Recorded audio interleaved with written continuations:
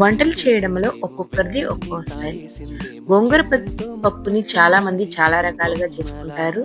నేను నా స్టైల్‌లో ఈజీగా ఎలా చేసుకోవాలో నేను మీకు ఈరోజు చూపిస్తాను.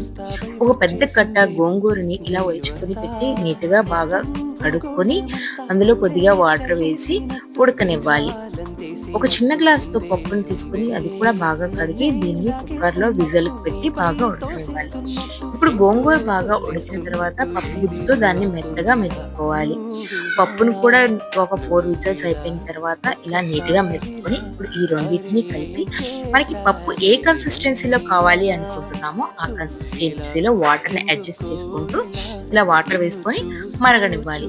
ఇప్పుడు పప్పులోని మనకి రుచికి సరిపడా ఉప్పు అండ్ పసుపుని కూడా యాడ్ చేసుకొని బాగా మరగనివ్వాలి. ఇది మరిగిన తర్వాత మనం దీనికి పోపు అనేది ప్రిపేర్ చేసుకోవాల్సి ఉంటుంది. పోపు కోసం ఆవాలు, జీలకర్ర, ఎండుమిర్చి, కరివేపాకు, ఒక పచ్చిమిర్చి, వెల్లుల్లి రెబ్బల్ని వేసుకొని పప్పు కోసం పోపుని ఇలా పెట్టుకోవాలి. చూపిస్తున్న విధంగా పప్పు అనేది పోపు పెట్టుకోవాలి.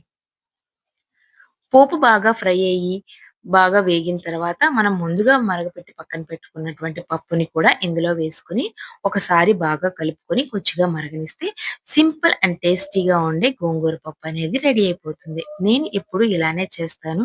ఒక్కసారి నా స్టైల్‌లో ఇలా ట్రై చేసి చూడండి. చాలా కమ్మటి పప్పుని ఎంజాయ్ చేయగలుగుతారు. Thank you.